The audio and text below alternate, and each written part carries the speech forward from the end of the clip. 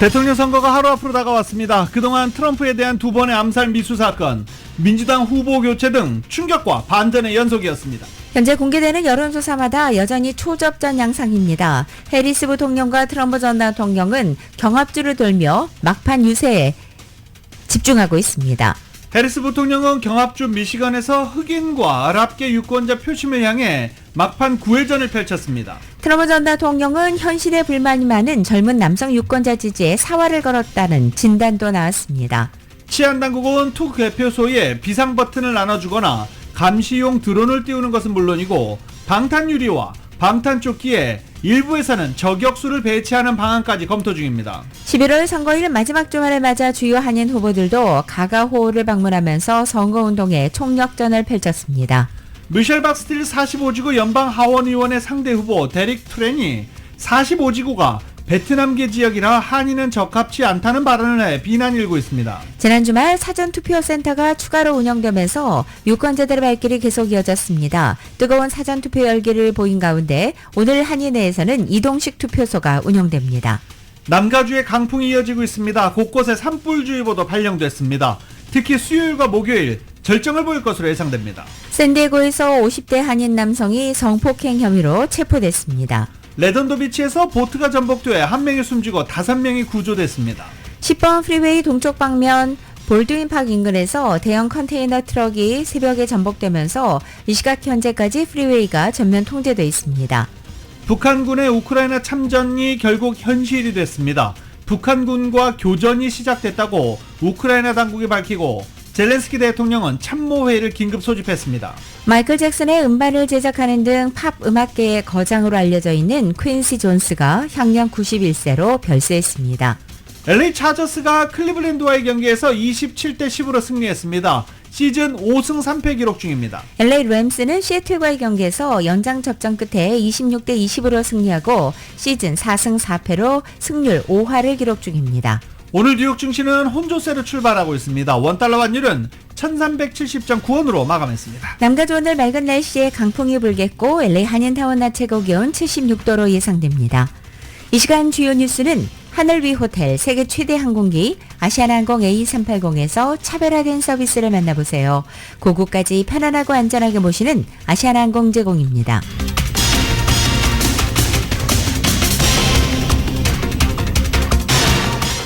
여러분 안녕하십니까? 김윤정입니다. 안녕하십니까? 유지승입니다. 2024년 11월 4일 월요일 라디오 솔모닝 뉴스 2부입니다.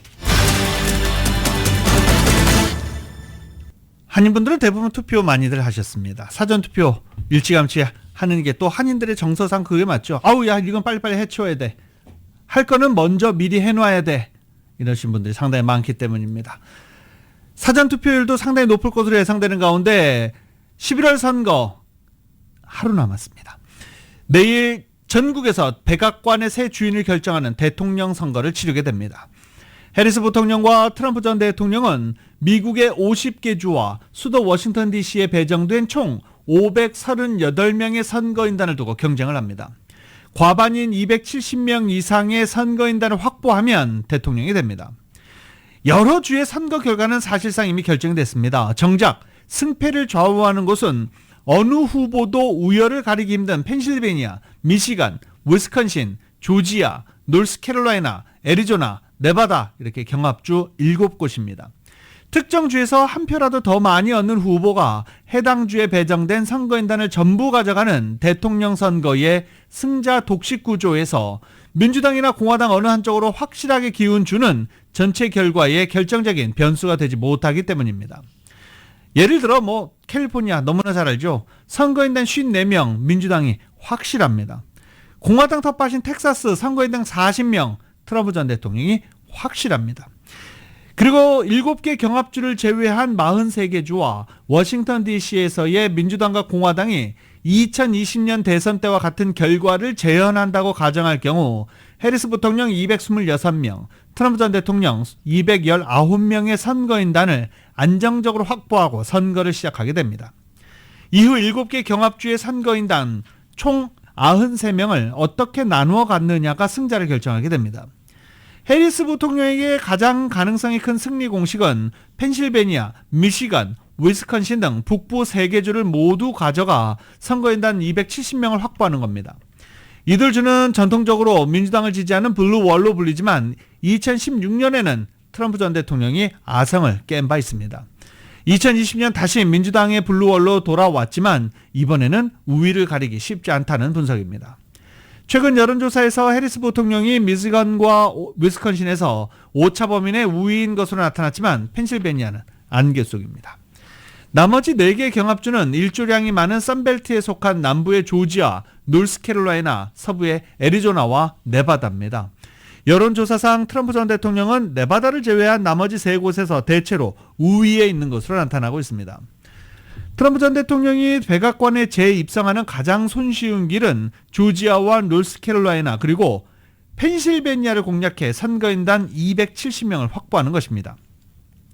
조지아와 노스캐롤라이나는 7개 경합주 중 흑인 인구가 가장 많은데 트럼프 전 대통령은 이번 대선에서 전통적으로 민주당을 지지해왔던 흑인 유권자를 잠식하고 있다는 평가입니다.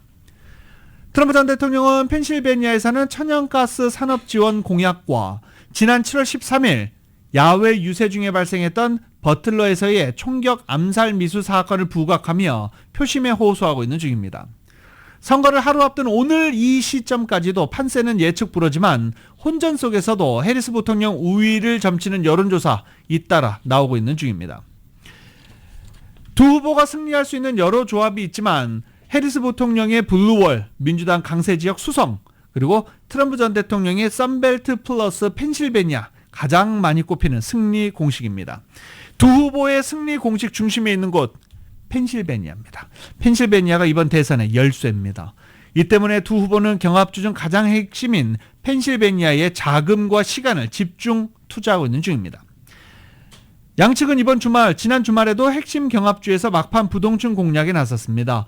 해리스 부통령은 통합을 강조한 반면 트럼프 전 대통령은 심판론을 강조하면서 메시지는 극명하게 엇갈렸습니다. 두 후보는 어제도 펜실베니아에서 최후의 유세 대결을 펼치기도 했습니다. 한편 경합주 판세가 워낙 초접전이라 어느 후보가 일방적으로 승리할 수 있다는 관측도 있습니다. 가능성이 크진 않지만 두 후보가 각각 269명을 확보해 선거인단만으로 승부를 가리지 못하는 상황이 일어날 수도 있다는 것입니다. 이 경우 선거인단 단속이 중요해집니다.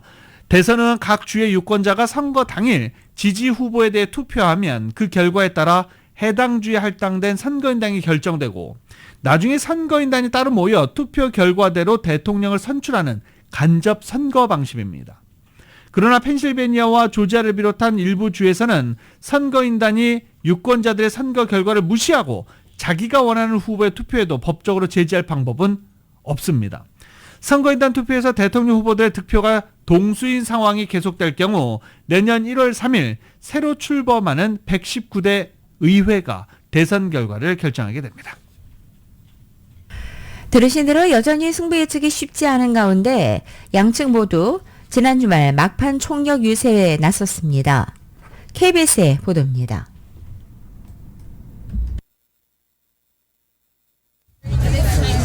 지금까지 사전투표를 마친 유권자는 7,600만 명을 넘어섰습니다.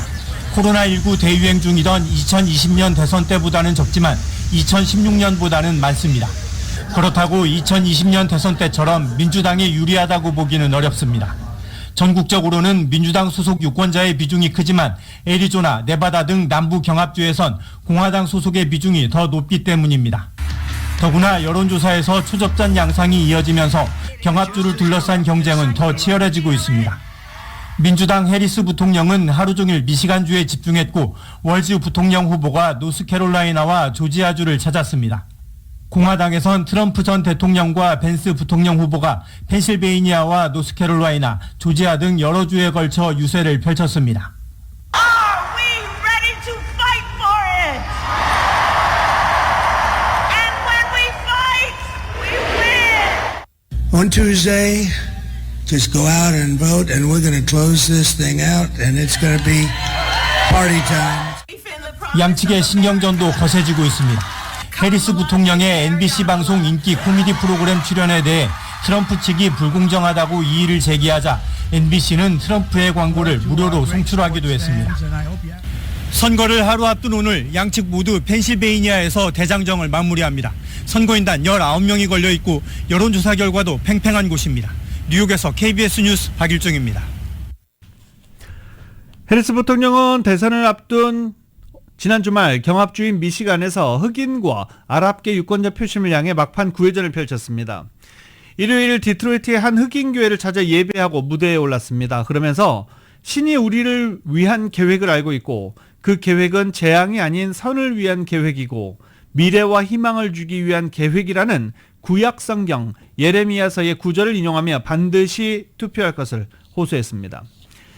해리스 부통령은 우리나라의 성격을 결정지을 순간을 앞둔 지금 예레미야의 예언이 매우 긴박하게 다가온다고 믿는다며 우리는 진정한 도전에 직면해 있고 고통을 느끼고 있다며 이번 대선의 중요성을 역설했습니다. 우리를 위한 준비한 계획에 따라 행동해야 한다고 말한 해리스 부통령은 일과 일상적 선택, 지역사회에 대한 봉사, 그리고 민주주의를 통해 그 계획을 현실로 만들어야 한다고 거듭 강조했습니다. 자녀와 손자들에게 어떤 나라를 물려주고 싶냐라고 반문한 해리스 부통령은 혼돈과 공포와 증오의 나라, 자유의 정의와 연민의 나라 중 어떤 나라를 물려주고 싶으냐라고 물었습니다. 그러면서 우리는 다음 세대를 위해 미국의 운명을 결정할 힘을 가진다며 말뿐 아니라 행동으로, 믿음뿐 아니라 발로 투표장으로 걸어가자. 그리고 우리의 힘을 자유, 기회, 정의를 진전시킨 데 사용하자라며 투표를 독려했습니다. 해리스 부통령은 교회 방문 후 흑인 소유 상점이 많은 리버누아 지역과 폰티에게 이발소를 찾은 데 이어서 미시간주 랜싱의 미시간 주립대로 이동해 유세를 이어갔습니다. 미국 대선을 불과 이틀 앞두고 나왔던 반전의 여론조사 결과에 초조해진 트럼프 전 대통령이 젊은 남성 유권자 지지에 사활을 걸었다라는 진단이 나왔습니다. 월스트리트저널은 어제 트럼프 전 대통령이 현실에 불만이 많은 젊은 남성의 표를 얻는데 정치적인 미래를 걸고 있다면서 거친 언사를 내뱉거나 마초 이미지를 내세우는 전략을 사용하고 있다라고 분석했습니다. 이번 미국 대선은 성별에 따라서 지지 후보가 확연히 엇갈리고 있습니다. 민주당 후보 해리스 부통령은 낙태권 대 반낙태권 구도를 강조하면서 상대적으로 여성 유권자들로부터 더 많은 지지를 받고 있고 트럼프 전 대통령은 남성 유권자들의 지지율이 높은 편입니다. 이에 트럼프 전 대통령은 젊은 남성 유권자들에게 구애하기 위해서 남성 우월적이거나 폭력적이고 거친 표현을 동원해왔습니다. 월스트리트저널은 지난 몇 달간 미 전역에서 인터뷰한 젊은 남성 수십 명 가운데 일부가 오늘날 민주당에서는 자신들을 위한 자리가 없다고 느낀다고 말했다고 전하기도 했습니다. 트럼프 전 대통령의 정치적으로 잘못된 접근 방식에 더 끌린다는 남성들도 있습니다. 트럼프가 자신의 주식 투자에서 더 많은 수익을 가져다 줄 것이라거나 불법 이민을 단속하겠다는 트럼프 공약이 마음에 든다는 젊은 층도 다수였습니다. 그런데 문제는 트럼프 전 대통령께 겨냥한 이 젊은 남성들의 투표율이 다른 인구 집단보다도 특히 낮다는 것입니다. 그동안의 연구에 따르면 젊은 남성들은 기성세대나 젊은 여성들보다 정치와 단절될 가능성이 높고 국가 제도에 점점 더 환멸을 느끼는 것으로 조사된 것입니다. 미국 인구조사국에 따르면 2020년 대선 투표에서 18세에서 24세 투표율이 가장 낮았고 이 가운데서도 남성 투표율이 여성보다 더 낮았습니다. 선거를 앞둔 마지막 주말이었던 지난 주말 이번 결선에서 한인 정치력 신장을 위한 도전에 나서는 주요 한인 후보들도 선거운동 총력전을 펼쳤습니다. 후보들은 선거 캠프 인력을 총동원해 전화 및 홍보물 배포, 가가호호 방문 등을 통해 유권자들에게 투표 참여와 지지를 부탁하는 막판 캠페인에 올인했습니다. 현재 LA 카운티에 652여 개, 오렌지 카운티에 180여 개 투표소가 운영되고 한인타운 지역 투표소에서도 유권자들의 발길이 이어지는 가운데 후보들은 막판 표심 잡기에 바쁜 주말을 보냈습니다. 특히 연방하원 45지구 미셸 박스틸 의원과 47지구 데이브민 후보 등 박빙으로 평가된 지역의 경우 더욱 치열한 막판 선거운동이 펼쳐졌습니다. 가가호호 방문에 주력하고 있는 미셸 박 의원의 경우 선거 활동 기간 동안 총 21만 2천 가구를 방문한 것으로 알려졌습니다. 데이브민 후보 역시 행사 참여 등을 이어가면서 지지율을 끌어올리기 위해 총력을 다하고 있습니다. 이들 지역구에는 한인 유권자들로 많아 박빙의 선거 구도에서는 한인들의 표가 당락을 결정할 수 있는 캐스팅 보트가 될 수 있는 상황입니다. 미셸 박스틸 의원은 한인 사회 지지에 언제나 감사한 마음이며 한인 투표율이 예전보다 높아졌지만 모든 한인 유권자들이 투표에 참여해 주길 바란다라고 마지막 당부 인사를 전했습니다. 연방하원 3선에 도전하는 공화당의 미셸 박스틸 연방하원의원의 상대 후보인 민주당의 데릭 트랭이 가주 45지구가 베트남계 지역이기 때문에 한인인 스틸 의원의 45지구에는 적합지 않은 인물이라는 발언을 해서 비난 여론이 쇄도하고 있습니다. 워싱턴 프리비콘이 지난 1일 보도한 바에 따르면 베트남계 민주당 후보 데릭 트랭은 지난달 중순 팟캐스트 호스트 잔 로백과의 대담을 통해서 45지구는 베트남계 지역이다. 한인인 스틸 의원은 45지구의 적절한 인물이 아니다라고 답한 것입니다. 민주당의 데릭 트렌 후보는 지난 5월에도 미셸 박스틸 의원의 백그라운드를 문제 삼는 발언을 해서 논란이 된 바 있습니다. 가주 45지구는 가든그로브와 웨스트민스터, 세리토스, 부에나파크, 플라센티아, 사이프레스, 라팔마, 로스알라미토스, 플러튼, 브레아, 레이코드를 포함하고 있고 베트남계 주민들이 최대 유권자 그룹인 45지구에서 미셸 박스틸 의원은 상대인 베트남계 데릭 트렌 변호사와 초접선 양상입니다. 이에 따라 내일 11월 5일 선거에서 지역 한인 유권자들의 한 표 한 표가 더욱 절실한 상황으로 지적되고 있습니다.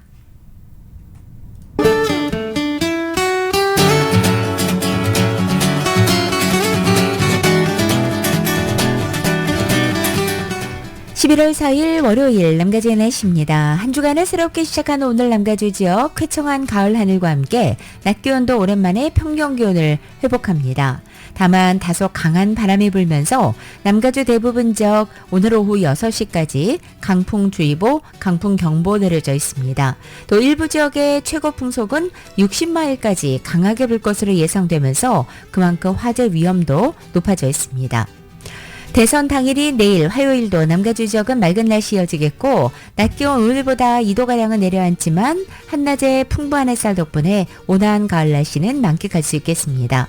이렇게 맑고 온화한 가을 날씨 이번 한 주간 계속됩니다. 다만 밤 최저 기온이 평년견을 계속 밑돌면서 당분간은 낮과 밤의 일교차가 큰 상태가 유지되겠습니다. LA 한인타운의 오늘 낮 최고 기온 76도, 밤 최저 기온 51도, 오렌지 카운티 지역은 77도, 50도, 밸리와 일란드 엠파이어 지역 77도, 47도, 해안 지역은 74도, 52도 예상됩니다. 한국은 오늘 전국이 대체로 맑겠고 서울의 오늘 아침 최저 기온이 36도까지 떨어지고 낮 최고 기온은 60도에 그치겠습니다.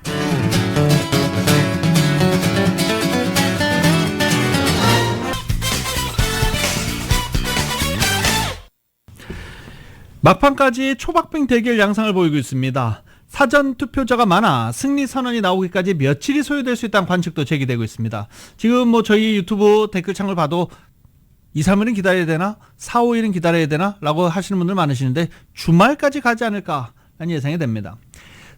플로리다 대학교 선거연구소가 집계한 사전투표 현황에 따르면 미국 전체 사전투표자는 7,500만 명을 넘어선 상태입니다.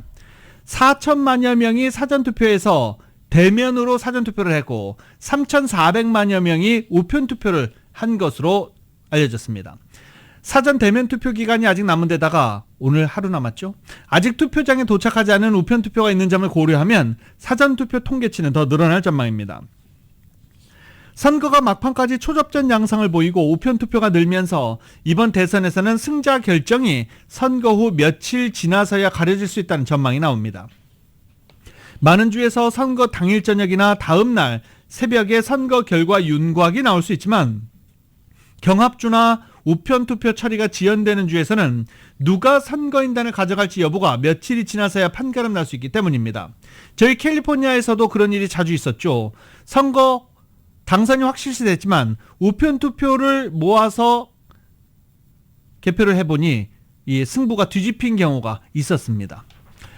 2020년 대선 때만 해도 선거 후 3일째가 되도록 최종 승자가 언제 나올지 안개 속인 상황이었다가 나흘째, 4일째 들어서야 바이든 당선 소식이 타전되기도 했습니다. 팬데믹으로 당시에 우편 투표가 많이 늘어난 데다가 경합주에서 초박빙 승부가 이어졌기 때문입니다. 이번 대선에서 사전투표가 많았던 것은 지지자들을 투표에 참여시키기 위해 민주당과 공화당 모두 사전투표를 독려하고 나섰기 때문입니다. 2020년 대선 때 우편투표 신뢰성의 문제를 제기했던 트럼프 전 대통령마저 이번 대선에서 지지자들의 사전투표를 장려하기도 했습니다. 이에 따라 공화당 일각에서는 각 지역에서 목격되는 사전투표 열기가 트럼프 전 대통령의 인기를 방증하는 것이라는 주장도 제기되고 있습니다. 다만 사전투표 참가자 비율은 여전히 민주당이 공화당보다 높을 것으로 예상되고 있습니다. 오늘 아침 발표된 한 여론조사에서 트럼프 전 대통령이 7개 경합주에서 카말라 해리스 부통령의 박빙 우위를 점하고 있는 것으로 나타났습니다. 하지만 이번 조사는 각 주에서 1000명 이하 유권자를 대상으로 실시된 가운데 주별로 격차가 1-2%포인트에 불과해 사실상 모든 경합주에서 통계적으로 동률 구도를 보이고 있다고 조사 주관사 측은 진단하고 있습니다.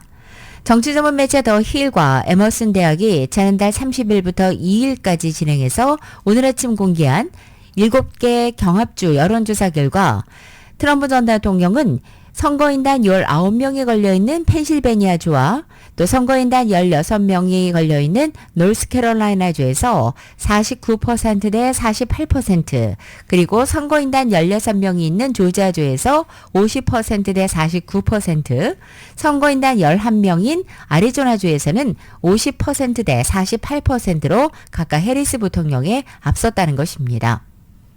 해리스 부통령은 선거인단 19명이 걸려있는 미시간주에서 50%대 48%로 트럼프 전 대통령에게 앞섰고, 선거인단 6명인 네바다주와 또 선거인단 10명인 위스콘신주에서는 두 후보가 48%와 49%로 동률을 기록한 것으로 보입니다. 이번 조사는 주별로 적게는 790명, 많게는 1000명을 대상으로 실시됐기 때문에 오차 범위가 플러스 마이너스 3에서 3.4%포인트입니다.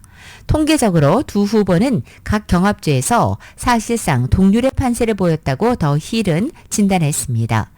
이에 반해서 뉴욕타임즈와 시에나 대학이 지난달 24일부터 2일까지 7대 경합주의 투표 의향 유권자를 조사해서 어제 발표한 결과에서는 더 힐 에머슨대 조사와는 정반대로 해리스 부통령이 4승 2무 1패의 우위를 보였습니다.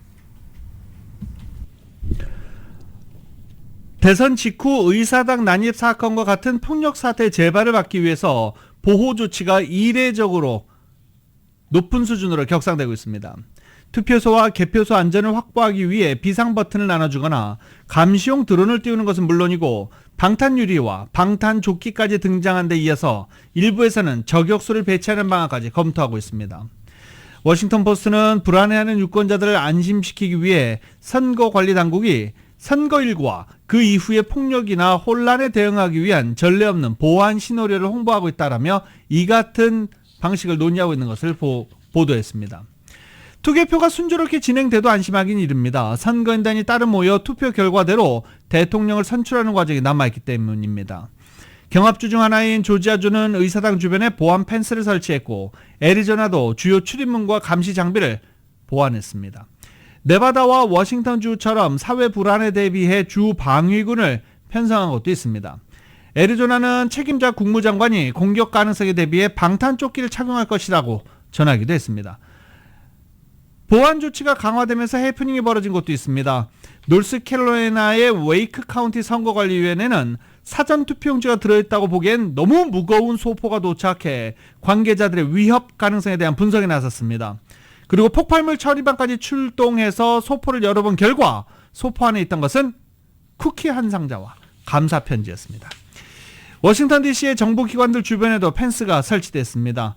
의사당 주변에도 역시 건너지 마시오라는 안내문과 함께 장벽이 설치되기도 했습니다. 해리스 부통령과 트럼프 전 대통령이 투표 당일 개표 현황을 지켜볼 장소로 알려진 워싱턴 DC 하워드 대학과 플로리다주 웨스트 팜비치 컨벤션 센터도 보호 보호 강화를 위한 시설물들이 설치됐습니다. 이렇게 선거, 투표, 어느 나라에서는 이게 또 축제처럼 벌어지기도 하는데 이렇게 미국이 초긴장 상태를 유지하는 것은 2020년 대선 이후 벌어진 폭력 사태, 악몽 때문입니다. 미국은 이제 국민들의 선택을 기다리고 있습니다. 그동안 트럼프에 대한 두 번의 암살 미수 사건과 민주당의 후보 교체 등의 충격과 반전의 연속이었습니다. 숨가쁘게 진행됐던 미국 대선 과정을 KBS가 정리했습니다.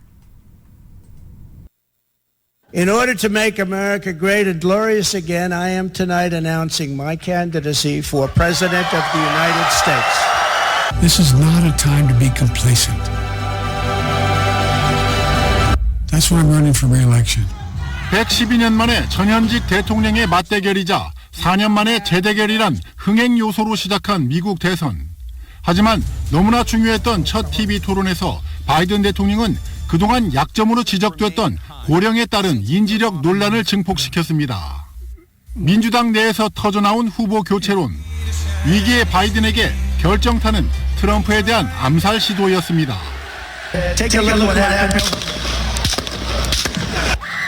트럼프는 이 사건으로 자신이 강인한 지도자라는 걸 부각했고 여들의 뒤 바이든은 후보 사퇴와 함께 해리스 부통령 지지를 선언합니다. 인도계 혈통의 흑인 여성 카멀라 해리스는 한 달 뒤 민주당 대선 후보로 공식 확정됐습니다. Building that middle class will be a defining goal of my presidency. 세계의 주목을 받으며 해리스의 지지율은 급상승했지만 오래가진 못했습니다. 첫 암살 위기 딱 2달 뒤 트럼프는 두 번째 암살 시도를 모면했고 그의 지지율도 다시 올라갔습니다. 여전히 엎치락 뒤치락하는 지지율. 미국 대선 열차는 종착역에 들어서고 있지만 여전히 당선 예측을 불허할 정도의 초접전 양상입니다. KBS 뉴스 김기수입니다.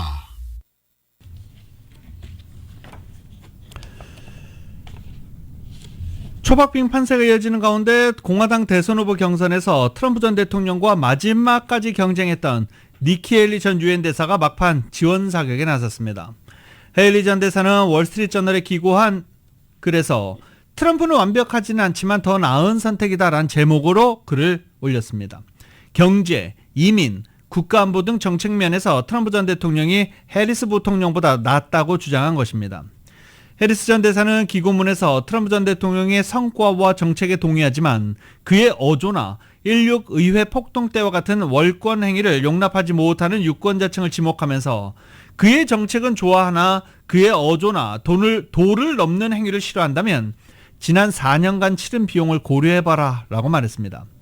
이번 선거는 트럼프 전 대통령을 두고 하는 국민투표가 아니라 트럼프와 해리스 사이의 선택이라고 규정했습니다. 그러면서 나는 트럼프 의견에 100%는 아니지만 대부분에 동의하며 해리스의 의견에는 거의 항상 동의하지 않는다 라고 말했습니다. 그러면서 그래서 쉽게 결정할 수 있다라고 설명했습니다. 헤일리 전 대사는 또 물가 상승, 남북 국경의 이민자 문제, 아프가니스탄, 러시아, 이란, 중국과의 관계 등을 예로 들면서 바이든 대통령과 해리스 부통령 정부의 경제, 이민, 대외 정책이 실패했다고 평가하고 트럼프 행정부는 다를 것이라며 지지를 호소했습니다. 헤일리 전 유엔 대사는 트럼프 전 대통령이 완벽하진 않다면서도 낮은 세율 유지와 감세, 미국 내 에너지 산업 확대 등 그의 정책에 동의한다라고 말했습니다. 헤일리 전 대사는 특히 미국이 오늘날보다 더 강해져야 한다는 트럼프 의견에 동의한다며 해리스 바이든 정부 아래에서 세계는 안전하지 않았고 해리스 행정부에서 그런 상황이 변할 것이라고 기대해서는 안 된다라고 말했습니다.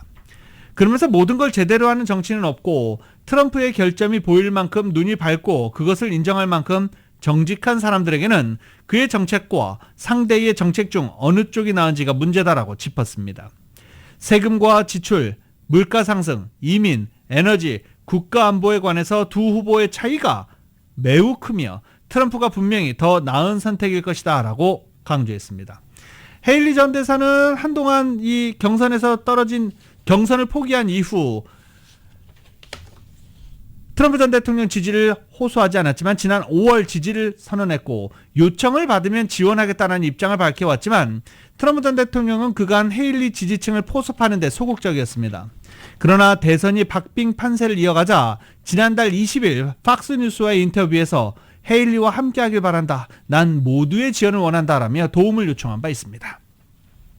공화당 후보 트럼프 전 대통령을 공개적으로 지지해온 일론 머스크 테슬라 CEO가 민주당 카말라 리스 부통령을 지지하는 미국의 유명 래퍼 카디비를 조롱했다가 역공을 맞았습니다.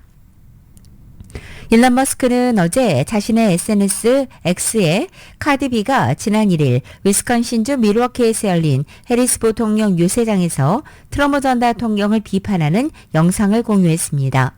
머스크는 카디비가 연설 도중에 프롬프터가 고장나 연단에 어색하게 서 있다가 연설 내용이 담긴 휴대폰을 건네받은 뒤에야 연설을 끝낸 것을 지적하면서 누군가 말을 해줘야만 말할 수 있는 또 다른 꼭두각시라고 조롱한 것입니다. 이어서 해리스 부통령 요새는 진정성이나 진실 등 공감이 없다고 덧붙였습니다.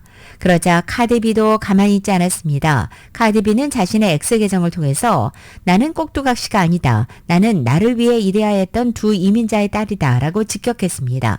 이어 자신은 어려운 환경에서 자랐고 저소득층 주택지원 프로그램 등의 정보 시스템 도움을 받아서 어려움을 극복하고 성공했다고 소개한 것입니다.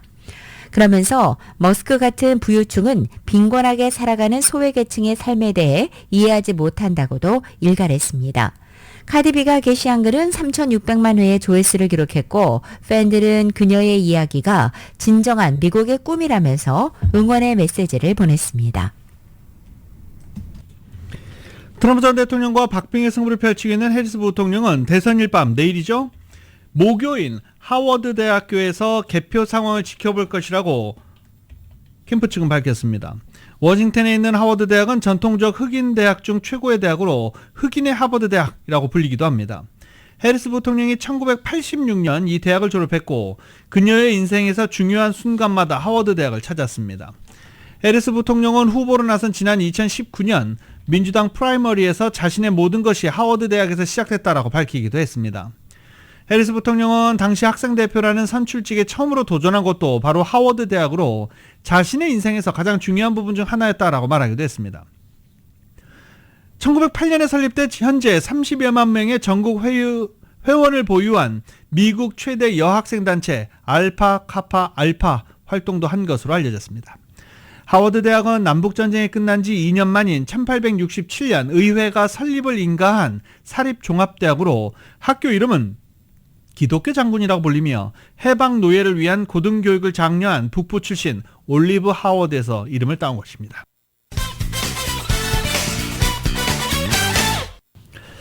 주식시장은 대통령 선거와 연준의 회의 등 두 가지 중요한 이벤트를 이번 주에 앞두고 있습니다.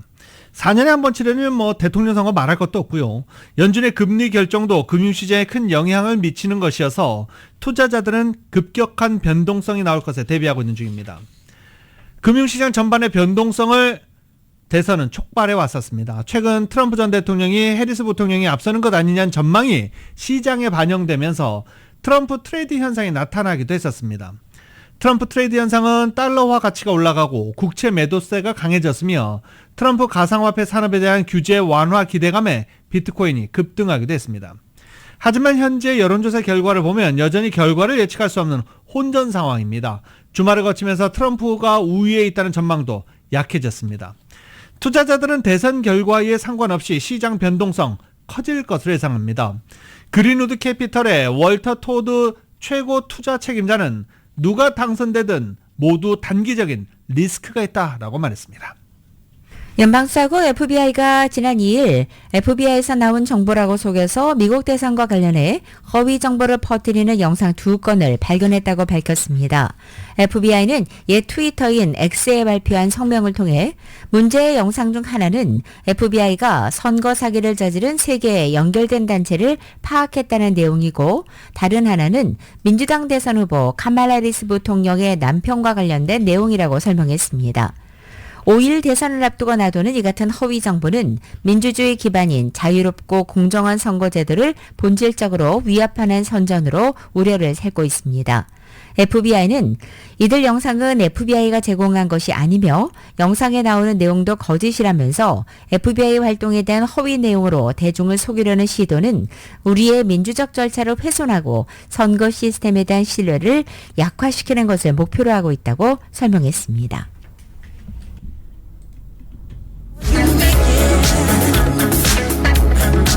You start to freeze, and so it looks you right between the eyes. You're paralyzed, 'cause this is 명반이죠. 마이클 잭슨의 트릴러라는 음악입니다. 자, 저희가 대선 소식 너무 길게 쭉 이어갖고 왔는데 뭐 어쩔 수 없죠. 이렇게 제 대선 관련 소식 전해드린 건 이번 주 내내 이어질 것 같습니다. 잠깐 분위기 좀 바꿔보려고 음악 틀어봤습니다.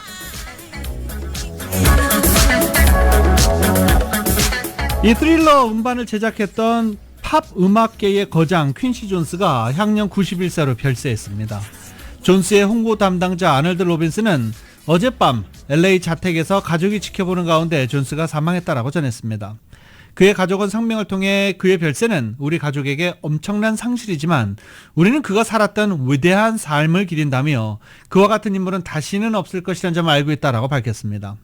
이 퀸시 존스의 정확한 사인은 알려지지 않았습니다. 존스는 20세기를 대표하는 다재다능한 음악 프로듀서이자 작곡가, 영화, TV 프로그램 제작자로 평가됩니다. 특히 마이클 잭슨의 명반으로 꼽히는 오프 더 월, 트릴러, 배드 등을 프로듀싱했습니다. 아프리카 구호를 위한 노래 We Are The World가 포함된 USA for 아프리카도 만들었습니다. 1933년 시카고에서 태어난 그는 부모 이혼 뒤 아버지와 함께 워싱턴주로 이사한 뒤 10대부터 본격적인 음악가의 삶을 살기 시작했습니다. 14살 때 음악가 레이 찰스와 밴드 활동을 하면서 트럼펫을 연주했고 그 뒤 보스턴과 뉴욕으로 진출해 자신의 음악 세계를 펼쳤습니다. 1958년은 프랭크 시나트라를 만나서 마지막 앨범 LA is my lady라는 작업을 함께 하기도 했습니다. 스티븐 스필버그의 영화 컬러 퍼플을 공동 제작하기도 했고 이 성공을 토대로 TV 프로그램 제작사 퀸시 존스 엔터테인먼트를 설립하기도 했었습니다.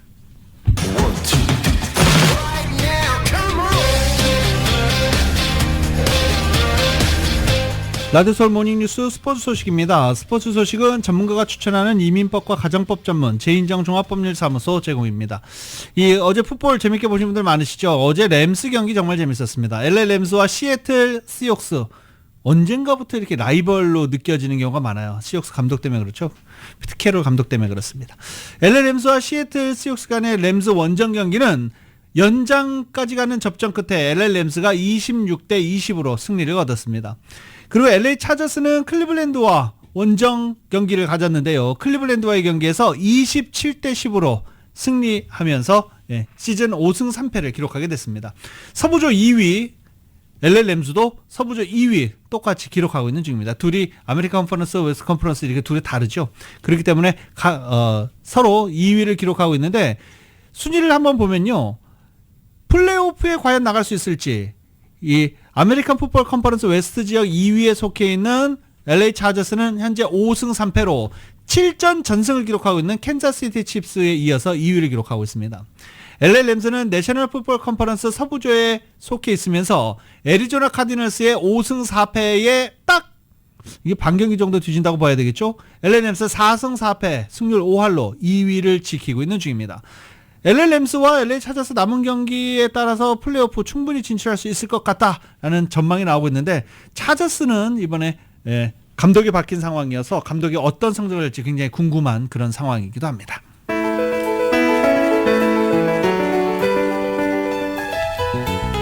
(2024년 11월 4일) 월요일에 전해드린 라디오서울 모닝뉴스 여기서 마치겠습니다. 지금까지 진행의 유지승 김윤정이었습니다. 잠시 후 9시에는 강계신의 오늘의 미국이 방송됩니다. 함께해 주신 여러분 고맙습니다.